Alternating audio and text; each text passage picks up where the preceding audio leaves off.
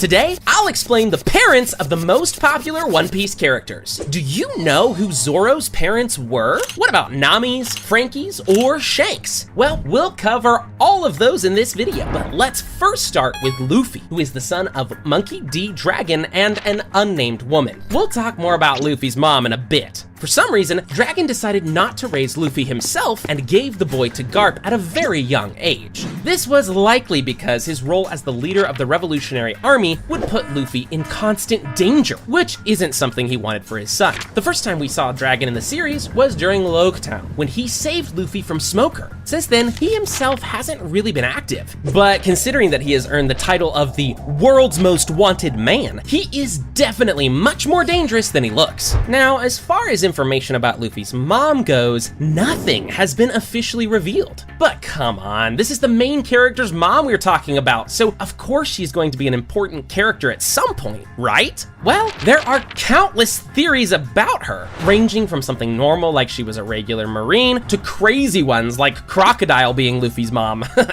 Yeah.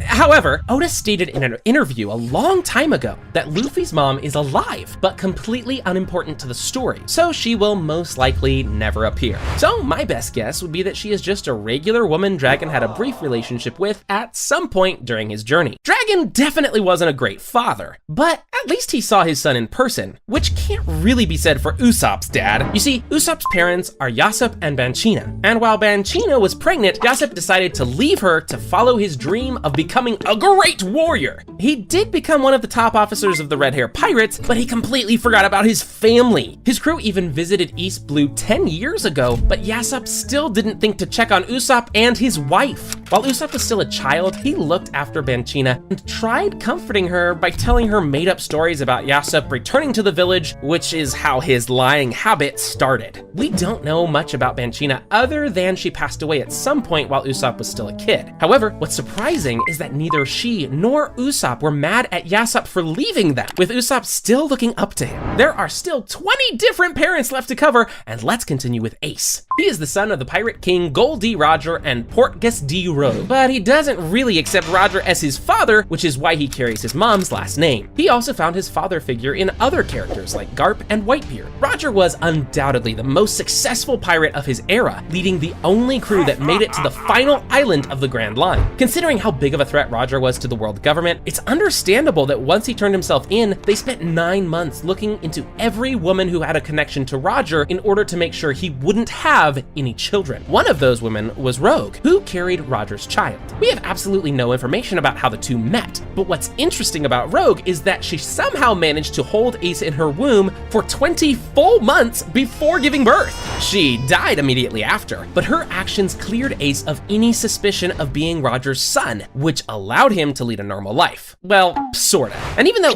Ace didn't have a good reason to hate Roger, the hate Sabo's parents get is completely valid. Outlook III and Didit are the nobles of Goa Kingdom, and the only thing they wanted out of their son was for him to maintain the family's reputation. Sabo hated everything about the nobles and their lifestyle, and preferred to play out in the trash heap with Ace and Luffy. This prompted his parents to adopt Steri and craft him into a perfect son. This way of parenting was what drove Sabo to escape the island and get almost killed by a celestial dragon. As you could guess, Sabo's apparent death didn't faze his parents at all. This is because they were too busy preparing their new son for an arranged marriage to boost their image. While we don't know how Outlook and Didit are doing now, we know that Steri became the king of Goa Kingdom, so it looks like they got what they wanted in the end. Judge Vinsmoke and his wife Sora are the parents of Sanji, and their relationship is pretty complicated. Judge is a ruler of the Germa Kingdom, but he is also a scientist who used to work with some of the greatest minds the world has seen in a group called MADS. Using his knowledge and technology, he started experimenting on his soon-to-be quintuplets to turn them into emotionless superhumans. Sora, Sanji's mom, was against this, but couldn't stand up to Judge, so she started taking medicine in secret to combat these modifications. Thanks to the medicine, Sanji ended up being the only child to be born normal, while his other 4 siblings turned out just how Judge wanted them to be. After giving birth, Sora lived for a few more years before dying due to the side effects of the medicine she took. Due to these emotions, Judge saw Sanji as a complete failure, so much so that he faked his death and intended to keep him as a prisoner until the end of his life. However, his sister Reiju helped him escape. Many years later, Judge remembered that Sanji was still alive, so he arranged a marriage between him and Big Mom's daughter in order to expand his kingdom and influence. After that failed, Sanji ended up saving Judge and all of his siblings from getting assassinated. Recently, Judge has teamed up with Caesar Clown, and together they formed Neo-Mads, a science group that aims to surpass Vegapunk, but considering that Vegapunk is dead, I don't really know what their goal is anymore. Now, if you remember Franky's flashback, he was abandoned by his pirate parents when he was 10 years old. But the thing is, we never learned who his parents actually were. Well, what if I tell you that we already know a pirate who abandoned his son 26 years ago, which lines up perfectly since Franky is currently 36. That man is Queen, one of Kaido's all-stars, who is also a scientist, which would explain Franky's love for science from such a young age. Queen was a member of the research team Mads, but after it was dissolved 26 years ago, Queen kicked Franky off the ship and went to look for a new group, which is how he joined the Beast Pirates. It's a bit sad seeing that Queen couldn't even recognize his own son, but it's also understandable since Franky did numerous upgrades on himself and even changed his name from Cutty Flam. And with Queen in prison after the Beast Pirates' defeat, the chances of them having a family reunion are 0, which is probably for the best. Oh, and as for Franky's mother, we have no idea who she might be. Look, I swear we'll get to the actual good parents soon, but before that, I want to cover Yamato's parents. Kaido was a member of the Fearful Rocks Pirates, but after Rock's defeat at God Valley, he, like many of his mates, split off to start his own crew. Around 4 years after creating the Beast Pirates, Kaido met Yamato's mother. Although Yamato's mother was never officially introduced to the story, there are some compelling theories as to who she might be, which we will cover in a bit. Now, Kaido was a pretty bad parent, but he wasn't too extreme like Sanji's dad, for example, until Yamato started idolizing Odin and pretending to be him. This infuriated Kaido to the point that he imprisoned her in a cave and planned on letting her die there. This form of parenting, if you could even call it that, is what made Yamato hate Kaido to the point that she would side with his enemies and eventually help take him down. Ever since his defeat by the Straw Hats, Kaido's status is unknown. However, knowing it's One Piece, I guess he probably survived somehow. As far as Yamato's mother is concerned, the leading theory is that she is actually Gloriosa, the former empress of Amazon Lily. You see, we already know that she was afflicted by love disease earlier in her life and has escaped to Amazon Lily to avoid it. From the looks of it, Gloriosa went back to Amazon Lily while Yamato was really young, which makes this theory plausible. There's also this panel where we see that strength is beauty on Amazon Lily. And do you know who is one of the strongest beings alive? Yep, Kaido. So, although we can't know for sure, Gloriosa being Yamato's mom is certainly possible. And there are more great parent theories like this, like for Nami and Zoro, for example, but before we get to those, let's continue with Weevil. There's a lot of debate about Edward Weevil and if he really is Whitebeard's son. So let's take a look at some facts. Buckingham Stussy and Whitebeard were both crewmates on Rock's ship until they went their own ways 38 years ago. Considering Weevil is 35 years old, the chances of Whitebeard being his real father are rather low, since the crew was already disbanded by then. However, what if Whitebeard actually is his father, but in a more weird way? Let me explain. As we already know, Mads did create a successful clone of Stussy, so it's very possible that Weevil is a clone too, created with Stussy and Whitebeard's DNA. Stussy only revealed that Weevil is Whitebeard's son after Whitebeard was already dead, and this is likely because she was scared of Whitebeard denying those claims if he was still alive. Anyway, Stussy tried using Weevil to get her hands on Whitebeard's fortune, but that plan was a complete failure. Upon arriving at Sphinx, Weevil tried protecting the villagers from the Marines instead of looting the place for himself, and he eventually got defeated and imprisoned, leaving Stussy alone, helpless, and worst of all, broke. It's pretty ironic that Doflamingo's parents were some of the nicest in the story, but they still ended up having terrible endings. So the Don Quixote family were celestial dragons living literally on top of the world, only interacting with humans when they used them as slaves. However, Homing and his wife weren't like that, which is why they decided to throw away their title and go live normal lives among other humans with their 2 kids, Doflamingo and Rocinante. They were doing fine for about a day until people caught on to who they really were, which is when chaos emerged. Their whole house was destroyed and people were even ready to kill them. So Homing took his family far away to live in a small cabin. His wife, who was never named, was already sick by then, and because they had no one to turn to for help, she passed away. But even worse, the cabin people found out where they lived again and came to torture them. Doflamingo's hatred for his father kept growing and growing as he blamed him for renouncing their titles as celestial dragons. Eventually, he completely snapped and shot Homing homing, hoping that killing him would return him to his old life. Momonosuke and Hirori were children of a legendary Wano samurai, Kozuki Oden, and his wife, Toki. Oden was a problematic, chaotic person from a young age, with his dream being to leave his homeland and go on an adventure. This dream came true when the Whitebeard pirates visited Wano, so Oden jumped into a fight with Whitebeard and then sweet-talked him into joining the crew. But before he officially joined the crew, he saved a girl named Toki from a bunch of slave traders. Toki was born during the Void Century, but she ended up in the present time by using her devil fruit to send herself into the future. Anyways, she came aboard Whitebeard's ship with Oden too, and the two developed a romantic relationship. Just 2 years later, their first son, Momonosuke, was born, and 2 years after that, Hirori was born. As their journey on the seas continued, Toki fell sick, so she was left on Wano to take care of the children while Oden went for one last adventure. When he finally arrived back, everything had changed because Kaido took control of the island in his absence. Oden then made some bad decisions, and even though he was stronger than Kaido, he ended up getting killed. When Toki heard of this, in her last moments, she used her devil fruit powers to send Momonosuke into the future to ensure that the Kozuki bloodline would live on. Now, to screw up so bad that your own child ends up turning from a law-enforcing Marine to one of the most dangerous criminals is something only Garp could do. But then again, looking at how he was constantly beating his grandson, we can assume that he was even worse towards his actual son, Dragon.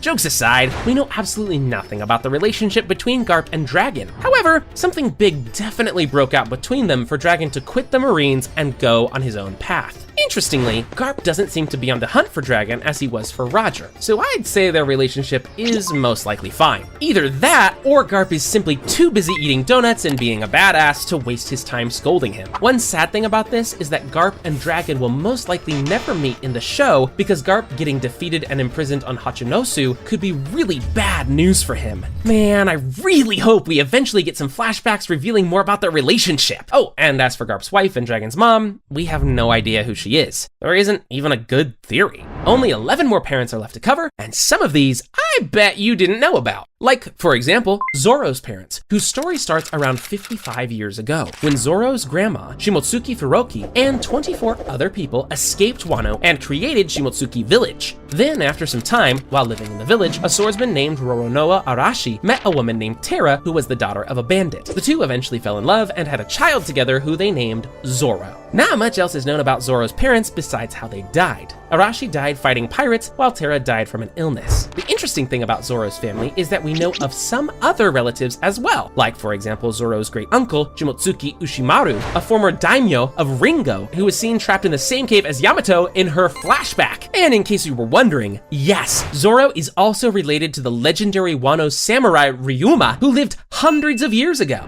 Nico Olivia was a brilliant archaeologist from the island of Ohara, the world's biggest library and research center. She was the mother of Nico Robin, and we don't know who her husband was. However, it's pretty clear that his death was what fueled Olivia to research the poneglyphs. Olivia was so set on getting to the bottom of what happened during the Void Century that she left on an expedition while leaving behind a 2-year-old Nico Robin in her sister's care. 6 years later, Olivia's whole team was captured and killed, with her being kept alive for questioning. Luckily, Vice Admiral Saul didn't believe that what happened to her was fair, so he let her escape. Immediately after, Olivia had to race the world government to Ohara to warn her fellow researchers to evacuate the island. However, the Marines and CP9 were right behind her and soon surrounded the island, initiating a buster call. Olivia had a brief reunion with Robin and was happy that she also decided to become an archaeologist. But she had to make a tough choice to send Robin away so soon after finally getting to see her in order for her to stay alive. Ultimately, Olivia died during the buster call, spending her final moments with the other researchers in the library, trying to preserve as many books as possible.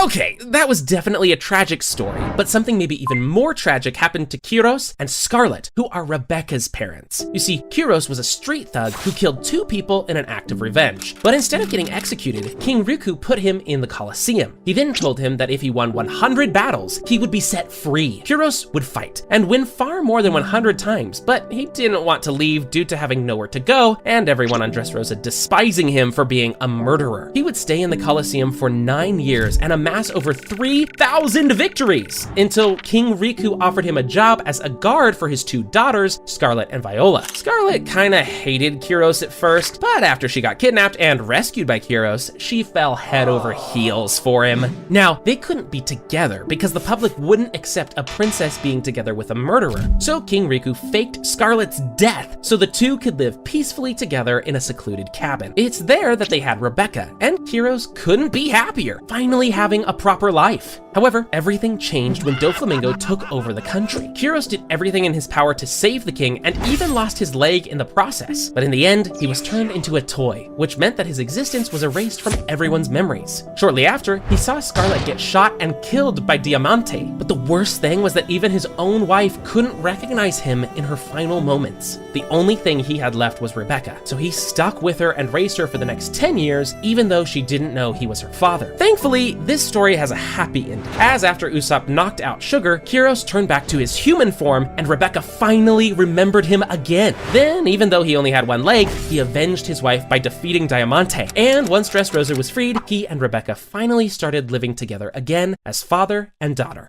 Now, Law's parents didn't get much attention in this flashback, but I still think it's important to mention them. Law's father and mother raised him and his sister in Flevance, the White City. And from what little we get to see of this family, they all lived a very nice life together. Law's dad was apparently the best doctor in the country, and his mother was also a doctor working in the same hospital. This meant that Law had 2 parents who could teach him medicine, something he was interested in from a young age. After some time, Whitelead, the ore that was only mined in Flevance, was revealed to cause a deadly disease.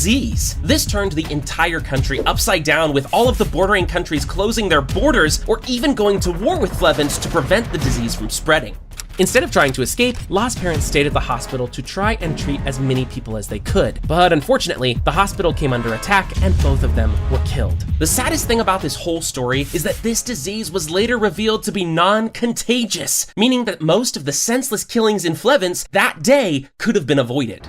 Next up are Shirahoshi's parents, King Neptune and Queen Otahime. They were the rulers of Ryugu Kingdom on Fishman Island, and besides Shirahoshi, they had 3 more children, Fukaboshi, Ryoboshi, and Manboshi. Otahime's goal was to immigrate the fishmen to the surface so they could live under the sun. Humans and fishmen both hated each other, so making her whole nation agree on this was something she worked on for many years, often holding speeches about how good it would be to live on the surface and how not all humans are bad. A golden opportunity presented itself when a celestial dragon, Don Quixote Myosgard, crash-landed into Fishman Island. After saving his life, and after a few days of negotiating, Otahime finally made him support the Fishman immigration. Just as everything was going perfectly, the petition box was suddenly burned and Otahime was assassinated by Hody Jones. Hody did this as he hated humans and didn't want this deal to go through. Afterward, King Neptune was left to rule the country alone, and what's more, he had to basically imprison Shirahoshi for her own safety because a crazy maniac kept throwing axes at her. After encouragement from Luffy and Jinbei, Neptune and Shirahoshi finally attended the reverie, which brings the whole country one step closer to living on the surface, just like Orihime wished. Nefertari, Cobra, and Titi were the king and queen of the Kingdom of Alabasta and also the parents of Vivi. Now, Titi died when Vivi was very little, so she basically doesn't appear in the story. The only thing we know about her is that Vivi looks exactly the same as she did when she was her age. We can also assume that she played a role in raising Vivi to be so brave and loyal to her country. This later paid off when Crocodile took over the country and Cobra was helpless, while Vivi went alone to find help and fix everything. As for Cobra, he was a good man who cared for his kingdom and people even after their rebellion, knowing that they only did what they thought was best for Alabasta. Also, Cobra was related to someone called Nefertari D. Lily, which makes both him and Vivi the descendants of the D clan. Anyways, Cobra deeply respected Vivi and believed that she would be a great ruler of Alabasta one day, but that day came sooner than he expected. You see, during the reverie, Cobra had some questions that had been bugging him, and because he likes to know the truth, he decided to ask the 5 elders if they knew anything. This mistake eventually cost him his life, as Imu and the elders thought he knew too much. In his last moments, Cobra sacrificed himself to save Sabo and asked the boy to deliver his final message to Luffy, which is that the entire Nefertari family bears the initial D. Only 5 more characters are left, and I can't wait to tell you guys the theory about Nami's parents. But let's first quickly go over Big Mom. Big Mom's parents were never named, and we don't know anything about them. The only thing we know is that they abandoned her on a dangerous island while she was only 5 years old. And although that seems heartless, they had good intentions, as they knew they couldn't take take care of her due to her size and behavior. Plus, they knew Mother Carmel would take Linlin in and probably give her a better life than they ever could. That eventually did happen, although Carmel proved to be an even worse parent to Linlin as she only wanted to sell her to the world government to make money. If you watch the newest One Piece movie, you know that Uta is Shanks' adoptive daughter, and although we've never seen her in the anime so far, she is actually confirmed to be canon. Uta's real parents were both killed by pirates, and she was taken by them as treasure when she was only 2 years old. But thankfully for her, Shanks and his crew attacked those same pirates, which resulted in them unknowingly adopting Uta after taking their treasure. Uta would cry a lot as a baby, so Shanks would often sing in order to calm her down, which could also be where her love for singing started.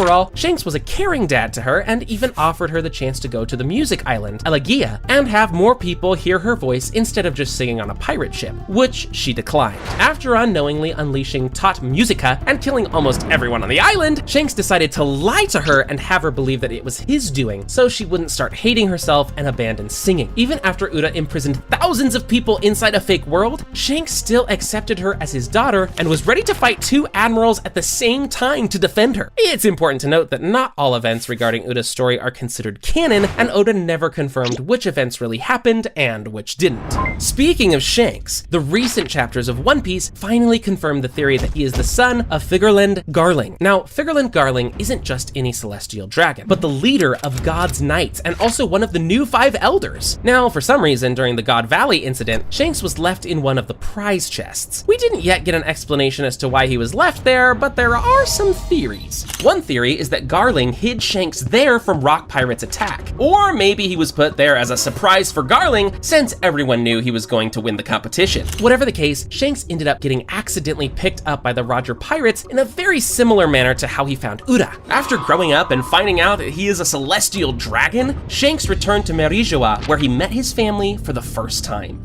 However, he didn't stay there for long and quickly renounced his birthright, choosing to live among normal humans. We don't know why he did this, but it's likely that he didn't get along with Garling very well, and also didn't like how celestial dragons do things in general. Anyways, let's just hope that we will get some more answers in the coming chapters. Before we cover who Nami's parents were, let's first quickly cover Chopper's. Since Chopper is a reindeer, his parents are, well, reindeers. They were never properly revealed, but we do have this image, which is likely of Chopper's old herd, meaning that some of these reindeers are his real parents. Anyway, his herd didn't like him because he was born with a blue nose, but after eating a random fruit, he turned into a human, so the other reindeers completely kicked him out for being a monster. After some time, Dr. Hiraluk found Chopper on the ground bleeding after some humans tried to hunt him down and decided to bandage him up and give him some food. This doctor would become Chopper's real father figure and would also inspire him to become a doctor himself. For a full year, they would treat random people by causing even more problems and then running away until Hiraluk realized that his illness was catching up to him and that he doesn't have much more time. First, he tried kicking Chopper out so he wouldn't have to see his father slowly dying. However, Chopper found out what was happening and went through all sorts of trouble in order to find a mushroom that could cure him. In the end, Chopper accidentally brought a poisonous mushroom, but Hiraluk was so moved by his effort that he still ate it. Even before the effects of the mushroom could kill him, Hiraluk died trying to save other sick people. And after he died, his dreams lived on in Chopper. Nami's real parents were never revealed in the story. However, we know that they lived in the Oikot Kingdom and died during a certain war. We'll talk a bit more about Nami's biological parents soon. Anyways, on one of her missions, a marine, Belle Mare, came to the kingdom and ended up wounded on the battlefield. However, just as she was about to die, a child named Nojiko walked up to her holding a baby Nami. Seeing them, Belle Mare mustered up the strength to carry the 2 kids back to Kokoyashi village and give them a new life. Afterwards, she quit the Marines and decided to spend her life raising the girls in a house on the outskirts of the village. They didn't have much money, but by eating only tangerines, Belle Mare could save up enough for a living. Or at least she could, until the Arlong pirates invaded the village, demanding a large amount of money for each person living there. Belle Mare could have hidden Nami and Nojiko in order to pay a smaller fee and pull through, but she couldn't bring herself to lie about not having kids, so she used her money on the girls, knowing that it would lead to her death.